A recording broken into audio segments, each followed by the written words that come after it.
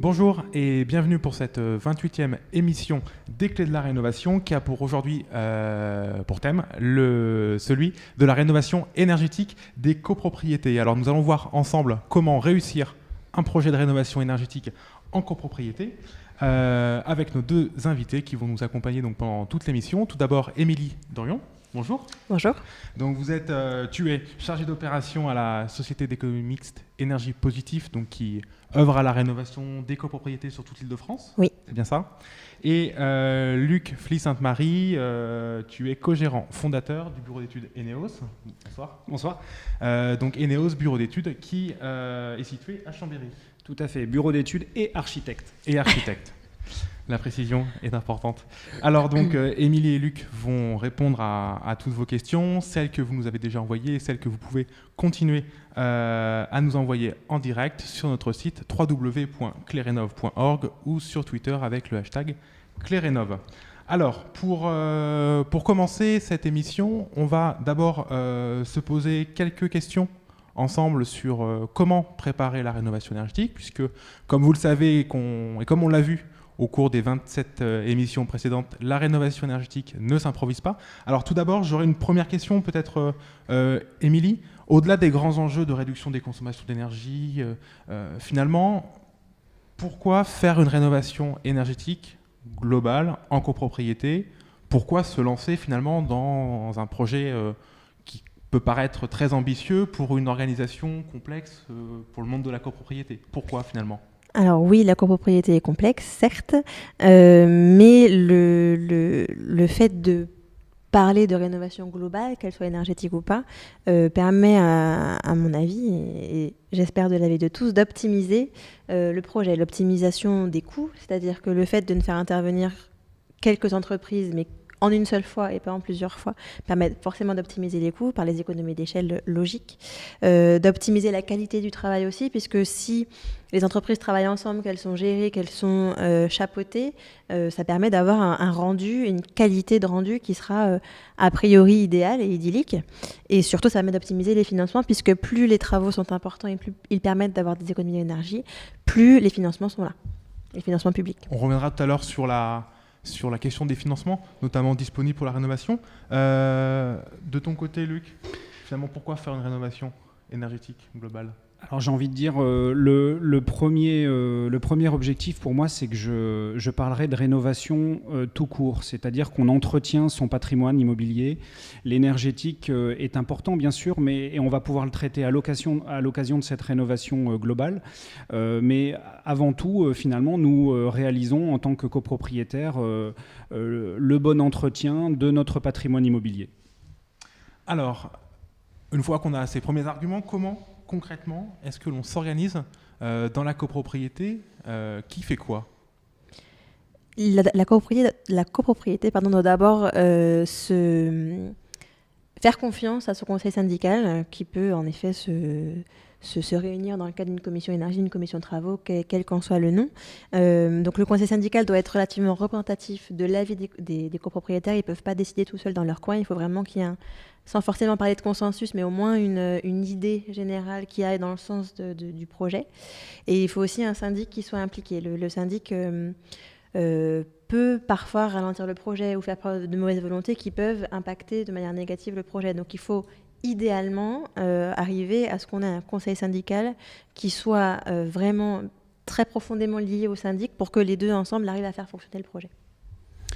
Alors moi ce que je rajouterais c'est qu'en fait je parle souvent de trépied.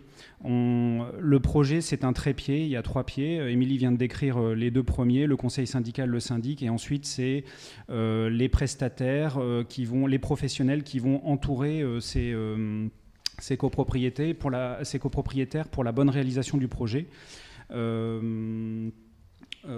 Mais la première chose auquel doivent penser les copropriétaires, c'est finalement faire une vue panoramique de l'état de la copropriété. Avant de se lancer dans ce beau projet qui va être long, il faut s'assurer que les fondamentaux sont là, que les gens payent leurs charges, qu'on a un degré de connaissance sur le bâtiment suffisant, où sont les plans, qui sont les prestataires qui interviennent pour l'entretien des différentes parties de la copropriété. Donc voilà, il faut avoir recensé les compétences au sein des copropriétaires qui vont être utiles au projet. Voilà, donc c'est avoir en préalable fait ce bilan initial de copropriété pour ensuite partir.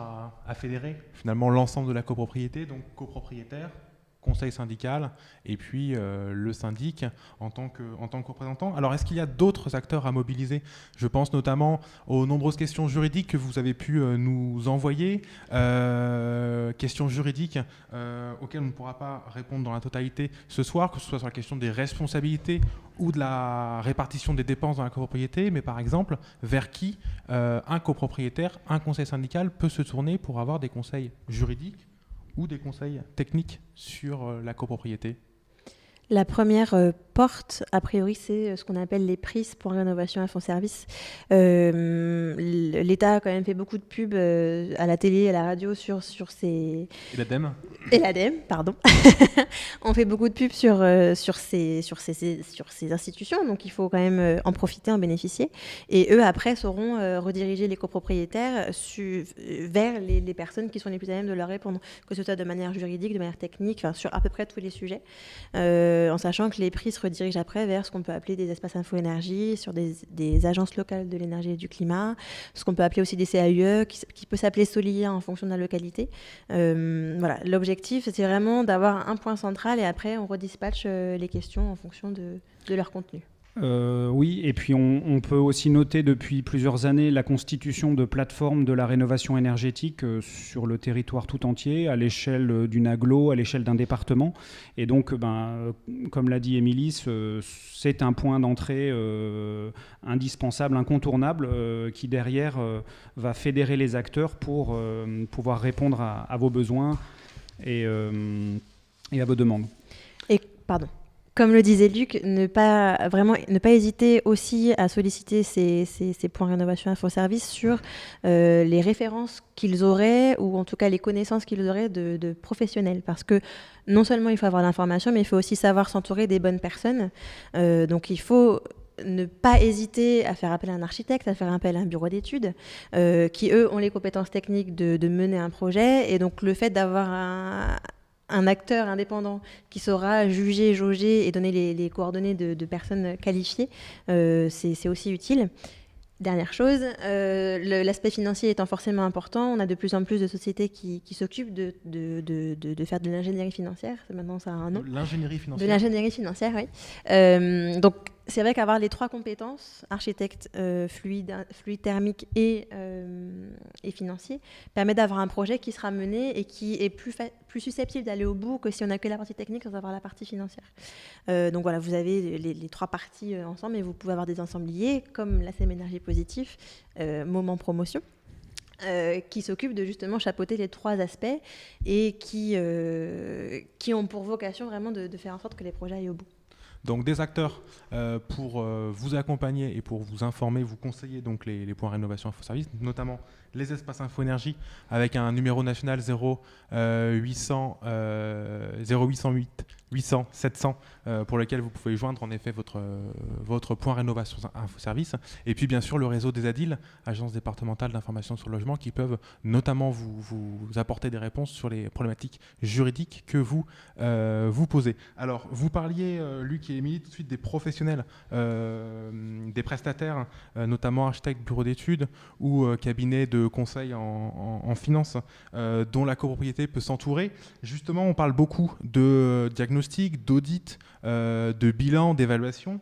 Est-ce que, Luc, pour synthétiser les choses, tu peux nous rappeler ce qu'est le diagnostic technique global, le DTG, qui est devenu obligatoire depuis peu avec la loi ALUR, et en quoi ça diffère finalement d'un audit énergétique qui pouvait se passer, qui pouvait avoir lieu précédemment? Eh ben, en fait, ce diagnostic technique global est une étude qui inclut l'énergétique, c'est-à-dire qui inclut soit un audit énergétique pour une copropriété de plus de 50 lots, soit un diagnostic de performance énergétique pour les copropriétés de moins de 50 lots. Et c'est une étude qui va regarder les différents aspects par rapport à la conformité réglementaire de votre bâtiment, la chaufferie, si elle est au gaz, si elle est au fioul, les ascenseurs, le plomb. C'est une étude qui va permettre finalement d'avoir un œil global, un œil architectural énergétique sur le patrimoine. Donc c'est une bonne chose que cette étude. Donc si vous n'avez pas réalisé aujourd'hui votre audit énergétique, privilégiez plutôt le DTG ou l'audit global, voilà, l'audit global qui vous permettra d'avoir des compétences rassemblées de thermiciens et d'architectes afin de répondre sur ces différents enjeux que connaissent le bâtiment ancien et qui vont au-delà de l'énergétique.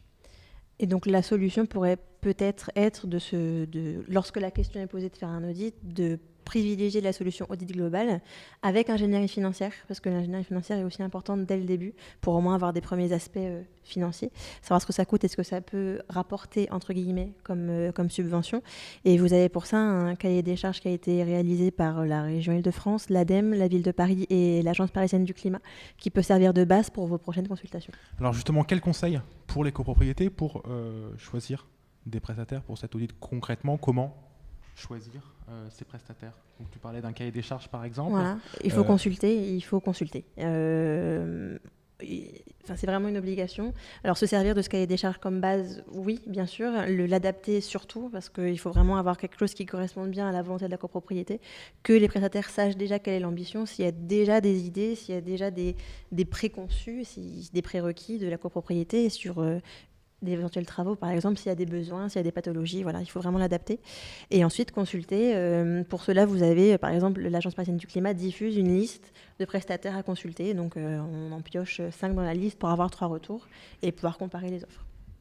Est-ce que tu veux apporter un complément en tant que bureau d'études, justement? Qu'est-ce qu'un bon cahier des charges pour choisir un bon bureau d'études? Effectivement, il existe différents types de cahiers des charges. Alors déjà, la loi fixe un certain nombre de choses dans des arrêtés et dans des décrets sur ce que doit comporter le DTG ou l'audit énergétique. Et puis effectivement, il y a cette initiative en Île-de-France sur l'audit architectural et énergétique. Il y a Planète Copropriété qui a également à l'origine rédigé ce que comporte un audit global partagé qui est aussi architectural et énergétique. Voilà, je crois que c'est important de se l'approprier et de le personnaliser. Après, effectivement, les acteurs sont là. Les espaces Info-Énergie pourront vous fournir des listes de ces acteurs. Et puis, voilà. Très bien. Alors, on va continuer justement à partir des questions que vous nous avez posées pour bien cerner le périmètre de ce diagnostic technique global et bien comprendre ce qu'il recouvre précisément. Maëlle, en Bretagne, nous posait une question par rapport à des problématiques d'humidité qu'elle a rencontrées dans son appartement, notamment des problématiques de peinture écaillée, de condensation sur les fenêtres. A priori, Luc, je me tourne vers toi en tant que bureau d'études. Quelles pourraient être peut-être les causes de ces problèmes? Et est-ce que surtout un diagnostic technique global mené sur la copropriété regarderait en détail les problématiques d'humidité dans le logement? Est-ce que ça rentre finalement dans le périmètre d'un diagnostic technique global? Oui, alors on est effectivement sur un sujet qui a vraisemblablement rapport avec la thermique du bâtiment, donc soit des parois froides parce que l'exposition de la pièce fait que donc on peut avoir des points de condensation parce qu'on a ces phénomènes de parois froides, soit de la ventilation. Enfin, quoi qu'il en soit, ces domaines sont couverts dans le cadre du diagnostic technique global ou de l'audit énergétique. Je pense que ce qui est important de noter, c'est qu'à la faveur de cette étude, une enquête est adressée aux copropriétaires. Donc je pense que c'est très important de répondre à cette enquête et de faire remonter justement ces pathologies, ces problèmes rencontrés, de manière à attirer l'attention de l'auditeur et que cet appartement soit visité ou choisi en priorité pour pour pouvoir poser un diagnostic justement et apporter des solutions par rapport à ces problèmes. Milly, tu aurais un complément ou un retour d'expérience? Oui, les audits en général prennent aussi la forme de visite de la copropriété et on est obligé de passer par là. Il faut bien constater sur site. Donc en effet, les visites d'appartements, il faut bien les prioriser. Il faut demander au conseil syndical et au syndic l'avis sur quel appartement visiter, selon quelle pathologie. Et le thermicien vient également avec du matériel, des sondes de température pour constater la température dans le logement, mais qui peuvent aussi faire sonde d'humidité pour justement la jauger un peu. Et aussi, il peut y avoir du gros matériel qui sert à mesurer le débit d'air dans l'appartement, puisque si en effet le problème vient de la ventilation, il faut bien constater si le débit d'air est suffisant ou pas pour proposer une solution, puisque le DTG, en plus de constater, propose quand même des premières améliorations qui sont certes très sommaires, mais qui donnent quand même des pistes liées à des prix de ce qui pourrait être fait pour améliorer l'état du bâti et pour l'entretenir. En complément, je vous invite, pour en savoir plus sur la question de la ventilation et de la qualité de l'air intérieur, à consulter l'émission de février 2017. On avait justement regardé en détail ces éléments-là, et notamment la question des débits pour vérifier que les débits de ventilation dans les logements soient réglementaires et qu'on ait des débits de renouvellement d'air qui soient suffisants. Une autre question nous était posée par Rémi de Paris sur la question de la répartition des consommations d'eau froide dans la copropriété, à savoir comment la consommation doit être répartie, et également est-ce que c'est un point qui rentre dans le cadre de l'audit ou de l'audit global ou du diagnostic technique global que peuvent réaliser les prestataires dont vous avez parlé. L'eau froide, elle est répartie en fait selon ce que décrit votre règlement de copropriété. La plupart du temps, effectivement, on s'aperçoit qu'elle est répartie au tantième, ce qui n'est pas toujours très juste par rapport à l'occupation. L'idéal, c'est de pouvoir avoir des compteurs individuels. Donc à l'échelle du logement ? À l'échelle du logement, c'est ça. Si techniquement c'est réalisable de pouvoir les installer. Voilà pour la répartition. Après, dans le cadre de l'audit, on a l'habitude de traiter plutôt l'eau chaude sanitaire. L'eau froide ne fait pas forcément partie du scope, mais c'est une ressource à mon sens importante et qu'il faut considérer, et notamment quand on commence à regarder les contrats et la façon dont les abonnements sont libellés. On a déjà pu remarquer dans un certain nombre d'études qu'il y avait des sources d'optimisation réalisables, notamment liées à ces contrats d'approvisionnement en eau. Et donc des économies également sur les charges, oui, pour les copropriétaires. Donc comme on l'a vu tout à l'heure par rapport à la question de l'humidité, bien vérifier dans les cahiers des charges le nombre de visites et si l'auditeur va bien sur place pour constater les problèmes que peuvent rencontrer les copropriétaires, bien vérifier que la consommation d'eau rentre également dans le périmètre d'analyse. Une autre question nous était posée par Jacques de Saint-Denis qui rencontre des problèmes dans sa copropriété à propos de contrats d'entretien de la chaufferie, pour lequel donc la copropriété souhaite se séparer du prestataire actuel, et il vous demande justement si également, quelles peuvent être les pistes pour se séparer d'un prestataire qui ne convient pas, et est-ce que ce sujet-là, la question des contrats, est aussi regardée dans le cadre d'un audit global ou d'un diagnostic technique global ? Alors, alors c'est un sujet qui effectivement est regardé dans le cadre, puisqu'on parle bien d'un contrat ayant trait à des installations de chauffage collectif, donc c'est quelque chose qui est regardé, qui est scruté dans le cadre de l'audit de la copropriété. Dans ce cas d'espèce, une loi qui est maintenant est assez ancienne, qui s'appelle la loi Châtel, a proscrit les tacites reconductions, donc votre contrat, Jacques, est caduc, et donc il est dénonçable sans avoir à payer de frais de pénalité. Voilà. La reconduction aujourd'hui est possible, mais elle doit être, on appelle ça une reconduction express, c'est-à-dire que le prestataire doit vous écrire pour vous signifier la date de fin de votre contrat et vous demander si vous souhaitez le renouveler. Voilà, c'est ça que la loi a installé il y a longtemps maintenant. Et donc... Donc c'est aussi le rôle de l'auditeur d'alerter la copropriété sur la validité réglementaire, en tout cas sur l'analyse des contrats, de façon à permettre à la copropriété de gérer au mieux ses contrats. Ça fait partie de l'audit ou du DTG, peu importe son nom, mais il y a vraiment une partie analyse du contrat. Donc c'est aussi là où pour le coup on fait vraiment appel au syndic pour qu'il nous donne tous ces contrats-là, qu'il les ait bien sous la main pour qu'on puisse les analyser. Et forcément il y a une étude qui sera faite.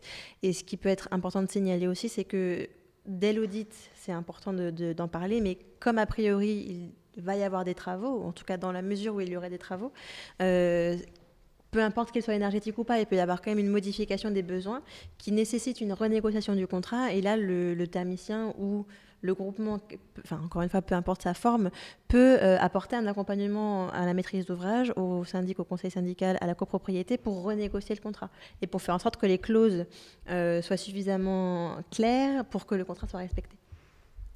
Très bien. Merci pour vos réponses donc, sur ces éléments de diagnostic. Je vous précise juste en effet qu'on avait reçu des questions également sur le diagnostic apporté plus précisément sur les bâtiments anciens par rapport à des pathologies plus précises rencontrées. Dans ce cas-là, par rapport à ces questions-là, nous vous invitons à consulter l'émission qui était consacrée en décembre 2016 justement à la rénovation des bâtiments anciens, dans lequel on avait porté un point d'attention plus particulier sur les problématiques du bâti ancien, et puis bien évidemment à consulter votre espace Info-Énergie ou votre pour rénovation Info-Service qui pourra vous conseiller plus en détail par rapport à ces thématiques-là. Alors, on va enchaîner dans une seconde partie de l'émission sur la question des étapes du projet. On vient de voir dans un premier temps la question de comment se lancer dans un diagnostic et quels sont un peu les points à analyser dans la copropriété. On va voir maintenant la question quelles sont les étapes du projet de A à Z. Donc depuis que l'idée germe dans les têtes du conseil syndical de se lancer dans une rénovation énergétique, finalement, quelles sont les suites après cela ? Alors c'est un chemin long et fastidieux qui va être couronné de succès. Mais qui est faisable, qui est totalement réalisable, qui est même réaliste maintenant et qui est semé, on va pas dire d'embûches, mais qui est semé d'assemblée générale puisque la copropriété ne fonctionne que par des décisions collectives. Donc la première étape, c'est en effet une fois que le conseil syndical a choisi de proposer aux copropriétaires de faire un DTG ou un audit global, il faut le faire voter en assemblée générale. Donc c'est la première assemblée générale. Le diagnostic est fait par un professionnel, il est très bien réalisé. La deuxième étape, c'est de passer à la phase conception, qui elle aussi est soumise à un vote d'assemblée générale. Donc la phase conception, elle a pour objectif d'aller vraiment plus en profondeur sur les améliorations, sur les pistes d'amélioration qui ont été proposées en phase audit, et donc d'aller jusqu'à la rédaction de cahiers des charges qui décrivent précisément et dans le plus de détails possible les travaux qui sont demandés. Alors, ce n'est pas des travaux qui sont demandés par l'architecte ou le thermicien, c'est des travaux qui sont validés par le conseil syndical et qui sont détaillés par les techniques. Donc, ce n'est pas quelque chose qu'on impose, c'est vraiment, encore une fois, dans un processus de discussion et de concertation qu'on arrive à ficeler le projet. Donc, les entreprises sont consultées sur la base de ces cahiers des charges-là. On obtient des devis négociés et des devis qui sont a priori les mieux disants. Donc, ce n'est pas forcément les moins disants, c'est les mieux disants en termes techniques et en termes financiers. Et la dernière assemblée générale arrive, celle qui permet de voter les travaux. Et suite à cela, si les travaux sont votés, on rentre dans la phase d'exécution, dans la phase de chantier. Les travaux sont faits, se déroulent très bien. Et il peut y avoir une assemblée générale éventuellement ultime, qui serait la validation des travaux, la validation du budget, la validation de la renégociation du contrat, puisque la renégociation n'intervient qu'une fois les travaux faits, puisqu'on a pu constater vraiment les économies d'énergie qui ont pu être faites ou les modifications aussi apportées. Voilà, donc c'est entre 3 et 4 assemblées générales, donc c'est un chemin qui est long, mais qui est totalement faisable. Si on est bien accompagné. C'est ça. Donc 3 grandes étapes. Une première phase de diagnostic qu'on a détaillée plus précisément avant. Une phase de conception, de définition du projet de rénovation. Et puis une phase de travaux. Finalement, dans les expériences que vous pouvez avoir l'un et l'autre, après combien de temps il faut compter entre le début du projet et la fin du chantier ? Est-ce que vous avez justement des exemples Oui, alors moi j'ai en tête une copropriété de 30 logements qui a été très rapide. Et qui a mis 3 ans pour réaliser son projet. Donc entre ces 3 grandes parties dont on vient de parler, le diagnostic, les études de conception de la maîtrise d'œuvre et ensuite la réalisation des travaux. Et puis j'ai d'autres exemples qui sont plus longs parce que c'était des copropriétés plus importantes où on a été obligé de phaser les travaux, c'est-à-dire qu'il y a eu des travaux en 2015 et puis des travaux en 2016 en plusieurs tranches parce que c'était trop important. Et là, on est plutôt sur 5 ans. Voilà, c'est assez variable. Je pense qu'il faut le temps est un allié. Voilà, il faut le considérer comme tel. Ne pas sous-estimer la période de constitution des fonds. Parce que Émilie a parlé effectivement de cette assemblée générale où on vote les travaux, mais après avoir voté les travaux, il faut appeler les fonds. Et donc, ça se fait pas en 1 mois, en 2 mois, ça prend également du temps. Donc voilà, il faut pas avoir peur de ce temps. Il sert le projet, en tout cas, il sert la qualité du projet. Alors justement, vous avez parlé de 3 ou 4 étapes, enfin de 3 ou 4 assemblées générales qui viennent ponctuer ce projet de rénovation, 3 ou 4 assemblées générales pendant lesquelles les copropriétaires décident des suites qu'ils veulent donner au projet de rénovation. Donc ce sont des moments extrêmement importants. Quels sont les conseils que vous pourriez donner aux copropriétaires motivés et dynamiques qui nous écoutent et qui vous regardent et qui nous regardent pour justement communiquer en interne, expliquer le projet, quels sont les bons conseils, quels sont les retours d'expérience positifs que vous avez pu rencontrer l'un et l'autre sur vos projets? Déjà, ce qu'il faut dire, c'est que la communication, c'est vraiment primordial. Sans vouloir faire d'amalgame, on ne peut pas être des politiciens qui ne venons rendre des comptes et demander une confirmation, une validation qu'une fois l'élection approchant. Il faut que tout au long de l'année, puisque en effet le cycle minimum c'est une assemblée générale par an, donc on est quand même sur 1 année de travail pour chaque étape, il faut qu'au cours de l'année les gens soient au courant de ce qui se passe. Donc par exemple, quand le questionnaire dont parlait tout à l'heure Luc est proposé, il faut l'accompagner d'une lettre d'information, lui expliquer pourquoi on fait un questionnaire, pourquoi il est important d'y répondre. Pendant la phase de diagnostic, par exemple, ou la phase de maîtrise d'œuvre de conception, peu importe, mais ne pas hésiter à communiquer par écrit, donc faire des courriers, faire des affiches, et éventuellement mettre aussi beaucoup d'images parce que c'est ça qui peut attirer l'œil quand on est déjà à avoir des premiers dessins de ce que la façade pourrait donner, par exemple si on traite la façade, déjà avoir un premier impact visuel sur le sentiment des copropriétaires.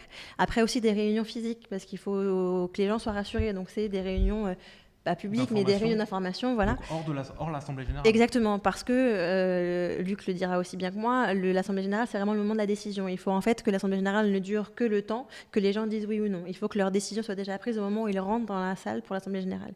Il faut que toutes les questions aient pu être purgées avant l'Assemblée Générale, sinon ça devient une réunion qui peut vite virer au drame et virer sur des discussions qui n'ont plus rien à voir avec le projet. Donc il faut vraiment complètement lister le projet et être sûr que tout le monde a bien compris quel était le projet global, quel était son impact personnel, pour qu'il sache quelle est son intime conviction, s'il doit voter pour ou voter contre. Oui, et puis là, il y a un rôle qui est vraiment éminemment important de ces copropriétaires qui vont être des leaders énergétiques ou des leaders de projet.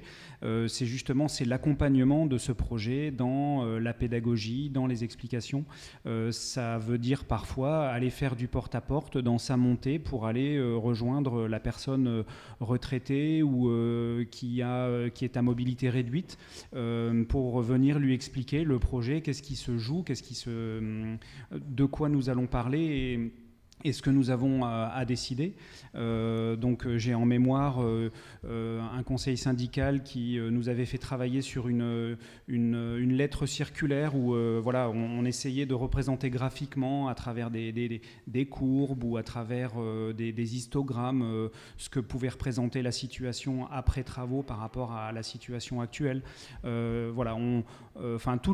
Toutes les imaginations et la créativité sont les bienvenues pour pouvoir toucher chaque copropriétaire copropriétaires, parce que finalement c'est un projet de groupe, et en assemblée générale, il y a des règles de majorité, donc si on veut que le projet passe, il faut convaincre le plus grand nombre du bien fondé de ce projet pour la copropriété. Je voudrais juste rajouter une dernière chose sur le fait que la communication des montants aussi est très importante, notamment quand on arrive à l'Assemblée générale de vote des travaux. Il faut quand même que chacun sache dans quoi il s'engage pour ne pas voter des travaux sans vraiment se rendre compte de quel est l'impact financier, parce que on parle de... pas dans ces cas-là. Voilà, c'est ça. C'est non seulement une nécessité pour le copropriétaire, mais c'est aussi une nécessité pour le projet, pour qu'il ait plus de chances d'être voté. Et du coup, ça va aussi avec obtenir le maximum de garanties sur l'obtention des subventions. Parce que malheureusement, les subventions sont en général confirmées une fois que les travaux sont votés, ce qui est illogique puisque les gens ne veulent pas voter tant qu'ils ne sont pas sûrs d'avoir leur subvention, donc c'est un peu le chien qui se mord la queue.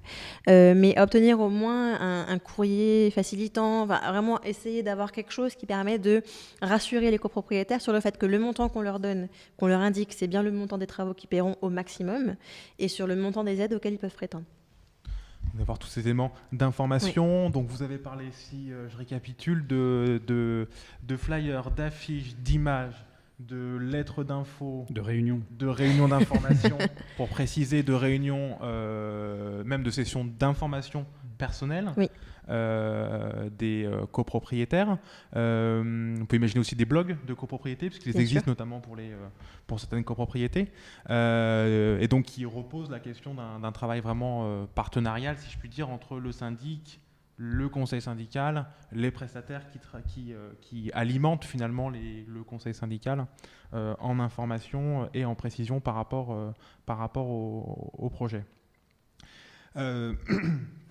Parmi ces grandes étapes du projet, tu as abordé, Émilie, notamment des sujets qui pouvaient être un peu litigieux ou qui pouvaient rendre compliqué le vote de travaux. Une des questions qui peut se poser et qui est d'actualité, c'est l'individualisation des frais de chauffage en copropriété. Une question qui nous est posée par Sébastien de Roubaix qui pose la question suivante. Voilà, dans ma copropriété, a priori, on va devoir s'équiper en appareil d'individualisation des frais de chauffage. Comment est-ce qu'on peut être sûr de la faisabilité de l'installation de compteurs dans les appartements? Alors, je me tourne vers toi, oui. Luc. Les compteurs, effectivement, il faut que la configuration des tuyaux de chauffage le permette.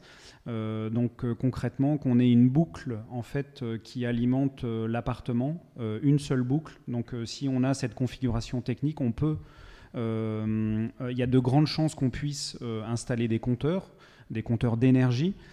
Si on n'est pas dans cette configuration, ce sera des répartiteurs de chauffage, voilà, répartiteurs électroniques. Qui seront des petits dispositifs à installer sur chacun des émetteurs, chacun des radiateurs de l'appartement. Alors, par rapport aux étapes du projet, une question nous est posée par Justine de Noisy-le-Sec qui, là, concerne les déclarations d'urbanisme, puisque donc, il est nécessaire, dans certains cas, de déposer une déclaration, une demande de travaux auprès des services urbanisme de sa commune. Pour une copropriété, si on imagine un ravalement de façade avec isolation thermique par l'extérieur et d'autres travaux associés, est-ce qu'une déclaration préalable de travaux à l'urbanisme est obligatoire? Je vais laisser répondre l'architecte. Eh bien oui, puisque nous allons modifier par ce projet l'aspect extérieur de ce bâtiment, et donc on rentre dans la disposition légale qui impose cette déclaration préalable. Voilà, et puis j'ai envie de dire, c'est toujours important aussi de confronter l'administration de l'urbanisme local au projet, parce qu'il peut y avoir également d'autres sujets, comme si votre bâtiment est à proximité d'un monument historique ou d'un monument inscrit au patrimoine, vous avez des prescriptions et un autre service qui doit étudier le projet. Donc mon conseil, c'est c'est de finalement aller rencontrer, c'est pas les copropriétaires, mais plutôt le professionnel, l'architecte ou le maître d'œuvre qui fera cet acte, c'est d'aller rencontrer le service instructeur pour présenter le projet. Donc et du service urbanisme voilà, de sa commune, et de s'assurer qu'on est bien conforme et qu'on n'a pas de prescription particulière, parce que ce serait dommage de s'en rendre compte finalement après avoir voté les travaux. Et donc de perdre finalement beaucoup de temps de projet. Oui, tout à fait. Ouais. Si je peux quand même rajouter quelque chose, je ne suis pas architecte, mais j'ai quand même quelques informations. En fonction justement des localités et des éventuels problèmes de blocage d'un projet parce qu'un architecte des bâtiments de France ou un service d'urbanisme aurait refusé quelque chose, il est quand même préférable de prendre le temps de déposer la déclaration préalable de travaux avant l'Assemblée générale de vote des travaux. Parce que si on attend que l'Assemblée générale ait voté les travaux et qu'on se rend compte que le projet n'est plus faisable, c'est une perte de temps, une perte d'argent pour la copropriété qui a payé une Assemblée générale pour voter les travaux. Voilà, il faut vraiment prendre en amont ce problème, faire en sorte que, éventuellement aussi contacter les mairies quand elles sont disponibles. Alors, la mairie de Paris, je ne suis pas sûre que ce soit facile, mais les mairies de communes alentours ou peut-être un peu ailleurs en France, prendre le temps de communiquer en amont, éventuellement d'amener un avant-projet avec des premières images pour être sûr qu'on va dans le bon chemin et pour qu'ensuite la déclaration préalable soit validée. Et je glisse une information aussi très importante. Quand on est sur des copropriétés qui sont sur des parcelles, en limite de parcelles, ça n'a rien à voir avec la mairie, mais il faut vraiment prendre le temps aussi, avant l'Assemblée générale de vote de travaux, de consulter ses voisins pour qu'ils signent une convention d'empiètement et d'échafaudage. Donc c'est vraiment un sujet qui est important. J'en parle parce que j'ai le cas sur 2 copropriétés que je suis, une sur laquelle on s'est pris beaucoup trop tard et le projet a été décalé d'à peu près 6 mois. On est en train de faire en ce moment le dernier pignon qui donne sur la copropriété qui a été moins sympathique et moins facilitante que l'autre copropriété. Et du coup, on a appris de nos erreurs et maintenant sur la copropriété, l'autre copropriété qui est sujette à ce problème-là, on prend vraiment en amont le problème. Les conventions sont déjà envoyées aux voisins pour qu'elle puisse être signée, puisque comme c'est un document que le syndic signe au nom de la copropriété, il doit aussi passer en assemblée générale. Donc il faut encore une fois se caler sur le programme et sur le planning de l'assemblée générale de la copropriété qu'on gère, mais des copropriétés voisines. Donc c'est vraiment un sujet qui est important à traiter. Donc anticiper. Voilà.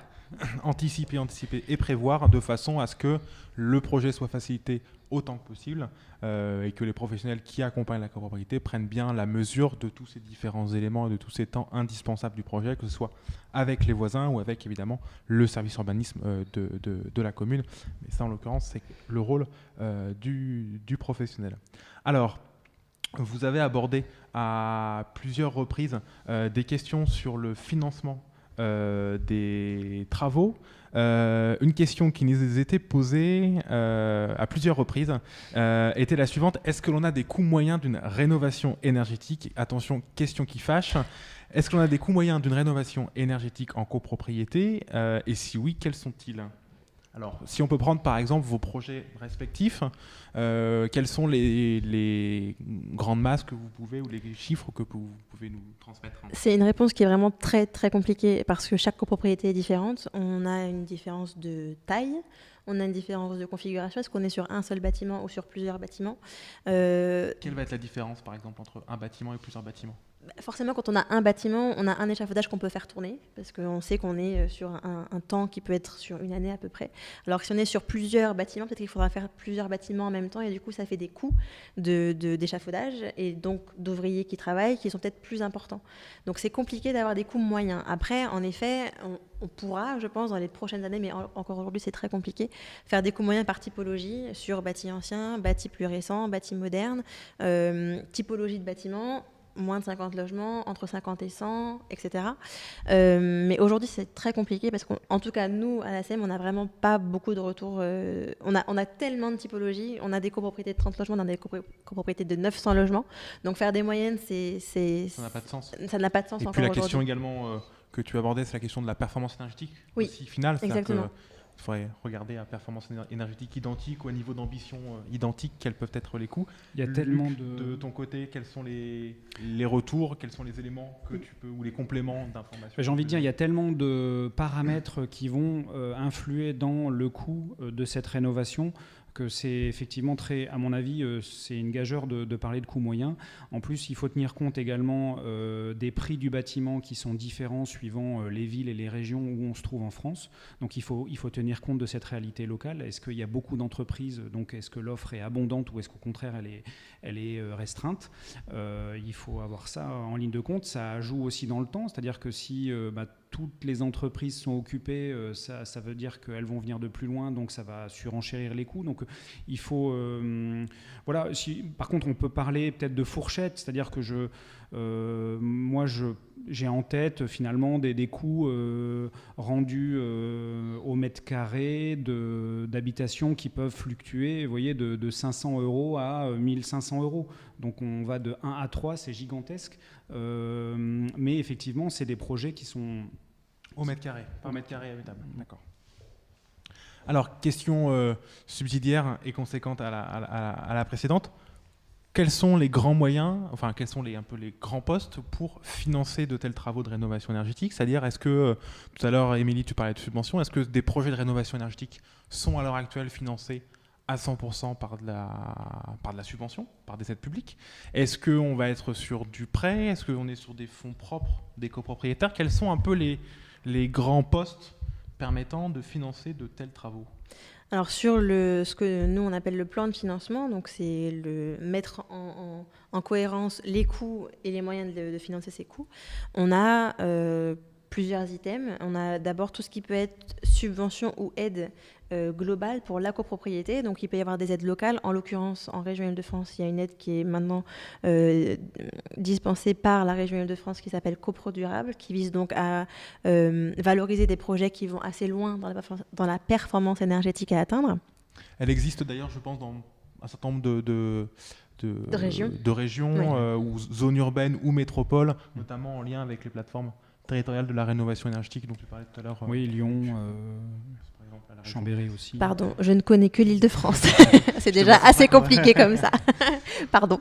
On a aussi, alors c'est pas une subvention, c'est une aide collective, donc pour la copropriété encore, qu'on appelle certificat d'économie d'énergie, CEE. C'est une aide qui correspond au kilowattheure économisé. Pour faire simple, le kilowattheure économisé, il a une valeur sur un marché sur lequel certains acteurs seulement ont accès. Donc, en l'occurrence, il faut trouver un opérateur qui soit capable de négocier pour la copropriété, parce que la copropriété n'y a pas accès elle-même. Mais c'est une manière de financer des travaux. Après, on a toutes les aides individuelles qui sont donc liées à la personne. Donc, je pense que tout le monde connaît le crédit d'impôt qui s'est appelé CIDD pendant un temps, qui s'appelle maintenant CITE, crédit d'impôt transition énergétique. Donc là, qui concerne uniquement le copropriétaire. Le copropriétaire, mais qui concerne tous les copropriétaires occupants, on parle bien des occupants uniquement, sans condition de ressources. Le pendant pour les propriétaires non résidents, c'est ce qu'on appelle le déficit foncier. Donc ça, c'est quelque chose qu'a priori les propriétaires sont coutumiers, parce que c'est pas forcément pour de l'énergétique, pour tout type de travaux, pour toutes leurs charges, ils peuvent déclarer aux impôts ce que leur a coûté la location de l'appartement. Donc ça, c'est quelque chose qui est relativement courant. On a aussi les aides qui sont liées aux ressources. Du coup, c'est encore plus personnel, parce que là, on en vient à demander aux gens leurs revenus. Donc c'est pour le coup très impactant, et il faut vraiment aller en douceur encore une fois quand on va poser la question au copropriétaire. Il est évident qu'aucun copropriétaire ne peut demander à son voisin quels sont ses revenus, ça c'est hors de question, donc il faut vraiment faire appel au prestataire qui lui a la capacité de poser ces questions-là. Donc les aides de l'ANA, Agence nationale pour l'amélioration de l'habitat, qui donne des subventions aux propriétaires qui sont dits modestes ou très modestes. Donc il y a des plafonds qui sont annoncés tous les 1er janvier de chaque année et qui permettent de situer si on est jugé, ou en tout cas si on est catalogué, c'est pas forcément le bon terme, mais si on est dans la case modeste ou très modeste, et du coup quelles sont les subventions auxquelles on peut prétendre. Et après on a en effet un reste à charge qui peut être financé par des fonds propres si les gens ont en effet une épargne qu'ils souhaitent mettre à profit. On a tout ce qui peut être prêt individuel, les taux du moment étant plutôt facilitants pour cette solution-là, ça va peut-être pas durer. Et on a aussi tout ce qu'on appelle les prêts collectifs qui sont là pour apporter une solution collective aux copropriétaires, qui donc n'est pas du tout individuelle, qui permet aux copropriétaires d'emprunter jusqu'à 21 500 € en n'ayant à montrer patte blanche que via sa carte d'identité et son état de retard sur les charges, qui doit être de 0. Voilà. Donc il faut être à jour de ses charges. C'est intéressant pour les propriétaires âgés qui justement ont parfois du mal à recourir au crédit parce que justement les assurances ne le souhaitent plus. Donc ça, c'est vrai que c'est... Voilà. Et le fait d'avoir un prêt collectif permet donc de ne pas individualiser les choses, donc d'avoir une sollicitation personnelle. C'est sûr que chacun demande ce qu'il veut sur la durée qu'il souhaite, ça sera toujours possible. Mais le fait de globaliser les sollicitations de chaque copropriétaire permet d'avoir une assurance qu'on appelle une caution qui est liée au prêt et qui désolidarise complètement les copropriétaires entre eux. Parce que la question, c'est « oui, mais sinon mon voisin ne me paye pas ». La réponse, c'est « la caution est là pour prendre en charge le non-paiement d'un de vos voisins ». Donc vous êtes, impliqué, impacté dans le prêt collectif, mais ça ne concerne que vous, et c'est uniquement ce que vous aurez emprunté qui vous concerne. Donc, beaucoup finalement de dispositifs différents et complémentaires. Aide individuelle, aide collective, aide et subventions locales ou nationales, sous conditions de ressources ou non. Ça fait écho justement à l'émission qu'on a fait également en janvier 2017, justement après avoir eu connaissance de tous les niveaux, de quelles étaient les différentes actualités pour ces aides financières à la rénovation énergétique. Donc je vous invite à consulter cette émission. Prêt individuel, prêt collectif. Tu veux ajouter un complément? Oui, moi ce que je veux dire à nos copropriétaires, c'est qu'ils sont considérablement aidés. Si on compare avec d'autres détenteurs de patrimoine immobilier que sont les collectivités, que sont les entreprises, finalement, on a là une armada de dispositifs qui sont en faveur. Je voulais quand même rappeler la TVA à taux réduit sur l'efficacité énergétique, donc c'est 5,5% encore aujourd'hui. Et je voulais aussi rappeler à nos copropriétaires qui sont bailleurs qu'il existe un dispositif assez ancien depuis 2007 qui s'appelle la 3e quittance de loyer, qui leur permet sur quelque chose de très cadré de pouvoir créer sur pour leurs locataires ce qu'on appelle une 3e quittance, qui est une participation finalement du locataire à ses charges liées qui vont entraîner des économies d'énergie qui seront au bénéfice du locataire. Donc c'est vraiment, on a florès de dispositifs. Effectivement, c'est un peu une jungle et c'est pour ça, et ça légitime encore une fois le professionnel concernant l'ingénierie financière du projet. Mais voilà, on a vraiment beaucoup de dispositifs et d'aides dans ce domaine-là. Alors, avant de regarder plus en détail comment concrètement avoir ces informations-là de la part du professionnel, une question nous était posée sur le fonds travaux. Qu'est-ce que c'est qu'un fonds travaux et est-ce que ça a une utilité pour la rénovation énergétique ? Alors déjà, qu'est-ce que c'est ? Peu importe, c'est obligatoire. Toutes les assemblées générales que j'ai pu connaître depuis le début de l'année ont cette résolution qui indique que le fonds de travaux est obligatoire et que donc il ne s'agit que de voter le pourcentage, le minimum étant de 5%. Donc est-ce que les copropriétaires veulent aller au-delà du 5% ? Donc 5% du budget annuel de la copropriété. La charge courante. Voilà.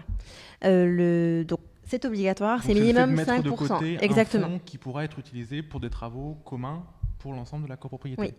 Le point bloquant au niveau des copropriétaires, c'est que ce fonds de travaux est lié au lot et non plus à la personne.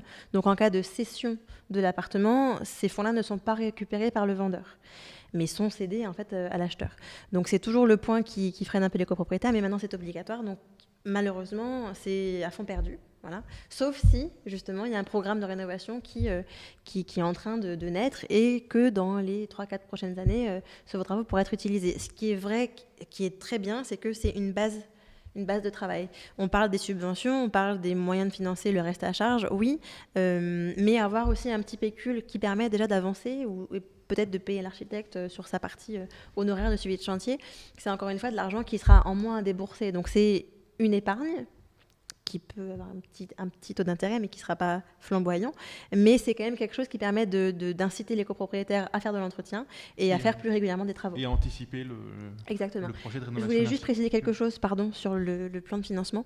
Juste indiquer aux personnes qui nous regardent que le plan de financement que j'ai énoncé est le plan de financement net, une fois que tout a été payé. Mais le principe, c'est que toutes les subventions arrivent à la fin du chantier. Donc il faut quand même trouver une solution d'avancer les fonds, que ce soit par un prêt ou un préfinancement. Pour tout ce qui est subvention individuelle, c'est relativement simple de faire du préfinancement. Tout ce qui est aide collective, c'est beaucoup plus compliqué parce que l'ANA, par exemple, pour ne parler que d'elle, a un dispositif qui permet que la personne qui a préfinancé récupère directement les fonds. Ça, c'est faisable. Maintenant, tout ce qui est subvention collective, c'est beaucoup plus compliqué. Mais en tout cas, il faudra toujours prendre en compte que l'argent qu'on a, le gros total en gras qu'on a à la fin de la page, c'est bien ce qu'il va falloir payer d'une manière ou d'une autre. Après, on a le remboursement. Mais le remboursement n'intervient vraiment qu'à la fin du chantier, quand toutes les factures sont payées. Une question concrètement pour vous qui accompagnez des copropriétés. Comment faites-vous pour expliquer simplement tous ces éléments-là copropriétaires? Quels sont finalement quel est le rôle, on va dire, que ce soit du bureau d'études ou du cabinet d'ingénierie financière lorsqu'il est là? Parce que j'imagine que vous ne passez pas en revue tous ces différents dispositifs en détail pour chaque situation, sinon j'imagine que vous perdez de nombreux copropriétaires. Concrètement, comment simplement expliquer à un copropriétaire, aux copropriétés que vous accompagnez, voilà ce que les travaux vont coûter, voilà les économies d'énergie que le projet va générer sur votre facture, sur vos charges, voilà ce que vous avez à payer. Je pense qu'il faut quand même donner l'information, même si c'est fastidieux. Quand on est en réunion publique, on cite, on explique rapidement le fonctionnement. Mais il faut quand même être en mesure d'apporter une explication détaillée de ce que c'est, parce qu'il y a peut-être sur les 100 copropriétaires éventuellement une personne qui voudra le lire. Donc il faut quand même prendre en compte cette personne-là qui aura besoin d'informations plus complètes. Donc il faut à la fois pouvoir apporter une information rapide sur ce qui est possible et une information très complète sur le fonctionnement, le mécanisme, quels sont les enjeux, etc. Maintenant, en termes de communication, on est sur une communication générale ou une communication individuelle. On peut faire des permanences individuelles, on reçoit les gens individuellement, on leur parle de leur cas, on met en face de leur montant estimé de travaux ce qu'ils peuvent attendre comme subvention. Et surtout, ce qu'il faut, c'est mettre rapidement des chiffres derrière tout ça, parce que, mine de rien, avoir des noms, ANA, collectivité, etc., c'est bien beau, mais tout ce qui compte pour le copropriétaire, à la fin, c'est quand même l'argent, le financier. Donc, il faut être capable, pour l'ingénieur financier en tout cas, de proposer un plan de financement qui met bien en parallèle le coût, le moyen de financer ce coût au global et ce qui sera répercuté et récupéré à la fin du chantier. Oui, je crois qu'il faut aussi utiliser les vertus du dessin, parce que souvent l'image permet quand même de comprendre plutôt que les longs discours ou les longs textes. Donc le dessin, avec une comparaison, la situation à aujourd'hui, la situation demain. Et puis effectivement que ça s'incarne à travers des personnes ressources.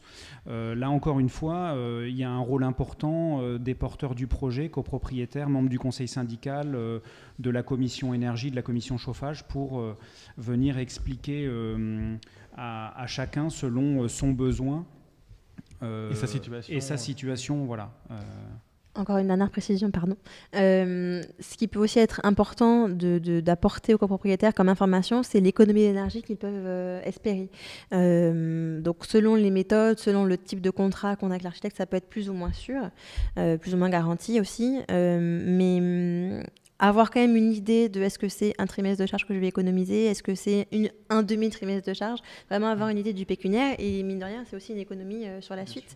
Et donc est-ce que c'est 10 € par mois, 50 voilà, € par mois, 100 € par mois, je vais économiser. Ouais, il faut mettre ça aussi en parallèle, et pas forcément pour l'Île-de-France pour le coup, parce que c'est un marché immobilier qui est très très fermé et voilà, qui pas beaucoup d'impact, en tout cas l'énergie n'a pas forcément beaucoup d'impact sur l'achat et la vente d'appartements, mais dès lors qu'on s'éloigne un peu de l'Île-de-France, parler de la valorisation patrimoniale, parce qu'on sait qu'il y a un turnover, qu'il y a un roulement dans les propriétaires d'appartements, donc le fait de parler de prix de revente de l'appartement, de valorisation patrimoniale quand on fait des travaux, c'est aussi important. Donc concrètement, ça veut dire que l'appartement prend de la valeur, exactement. Théoriquement, oui. Grâce à une rénovation énergétique, donc en exactement. améliorant l'étiquette énergie. Mais étiquette énergie, ou en améliorant l'aspect extérieur, en profitant des travaux d'énergie, ou vice-versa, ça dépend comment on prend le sujet, mais refaire une cage d'escalier, résidentialiser en mettant une grille, en mettant un double sas par exemple. Enfin, rajouter du cachet permet, en plus des travaux d'économie d'énergie qui permettent d'avoir une étiquette plus favorable, d'avoir une valorisation patrimoniale. Et puis oui, en termes d'économie, on est là sur des enjeux qui sont importants. Il ne s'agit pas de faire des travaux qui vont entraîner 10 ou 15% d'économie. On est sur des travaux, on est sur l'enjeu du facteur 4. Donc ça veut dire que j'ai 2-3 opérations en tête où on a économisé entre 50 et 70% des consommations de chauffage. Donc c'est significatif. Ça veut dire que les copropriétaires divisent par 2 à 3 leur facture de chauffage. Qui n'est pas les charges totales. Il faut toujours bien, on parle bien du chauffage. Comparer ce qui est comparable. Alors, une autre question plusieurs questions qui nous étaient posées par rapport au coût et à la répartition des coûts des travaux dans la copropriété. Première question, pour une petite copropriété avec une toiture qui n'est pas isolée, s'il y a un projet de rénovation globale avec notamment des travaux d'isolation de toiture, qui doit payer les travaux d'isolation? Est-ce que c'est la copropriété ou est-ce que c'est le propriétaire occupant qui habite sous les toits? Il faut se référer au règlement de copropriété. A priori, la logique veut que ce soit chaque copropriétaire qui ait sa quote-part du montant total, répartie en général et a priori en charge commune générale. Voilà, pour le coup, chaque cas, encore une fois, est unique et il faut vraiment se référer aux documents qui existent. Voilà, et puis juste, la plupart du temps, quand même, le toit, c'est un élément des parties communes, donc effectivement, c'est quelque chose qui va être réparti sur l'ensemble des copropriétaires et des lots. Ouais. Autre question qui maintenant concerne la chaufferie. Si on a une rénovation de chaufferie à l'occasion d'une rénovation globale, enfin une rénovation énergétique de la copropriété, qu'en est-il également de la répartition des coûts, notamment si des appartements sont très grands et que d'autres sont très petits, à une répartition? C'est la même chose, règlement de copropriété, toujours. Et le règlement de copropriété a pour grand avantage de déjà indiquer les différentes clés de répartition. Donc ça, c'est un terme un petit peu grossier, mais la manière de répartir les charges est différente, qu'on parle des charges d'ascenseur, qu'on parle de l'entretien courant, qu'on parle du chauffage, de la ventilation, de tout ce qui est système. Donc la résolution de l'Assemblée générale qui a voté les travaux indiquera précisément quelle est la clé de répartition à appliquer à ce poste-là.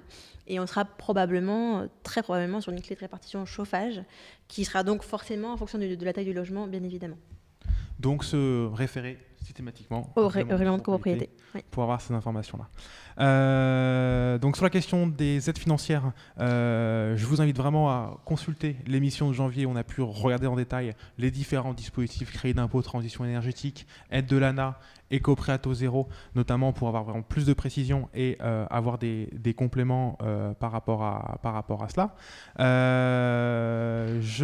Donc l'émission se termine. Je voulais demander à nos deux invités un dernier mot, justement pour le conseil numéro 1 qu'ils donneraient aux copropriétaires pour la rénovation énergétique.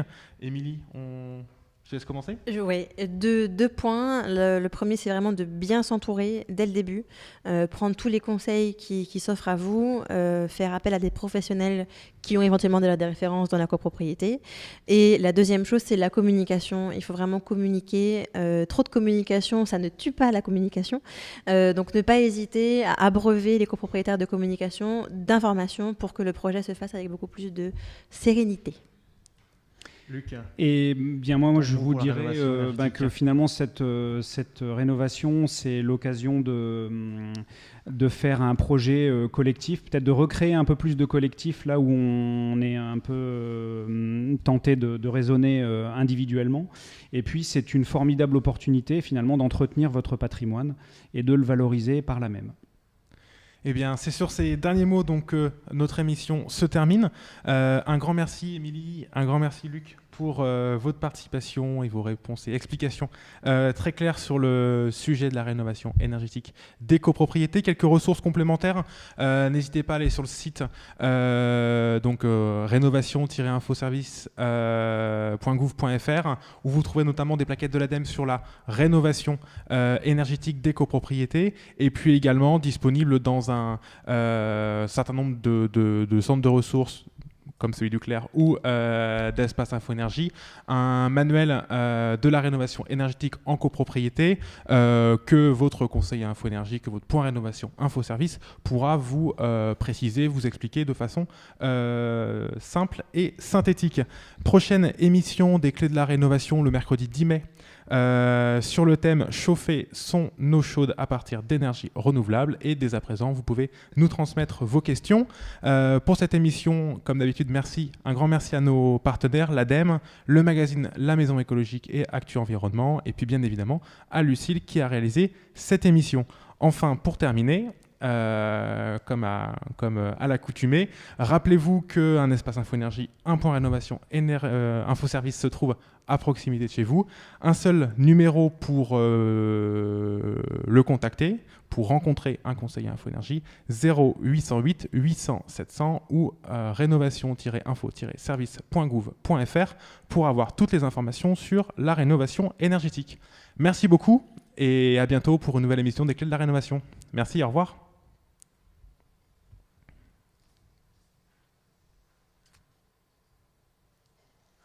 Je vais juste demander pour une petite photo.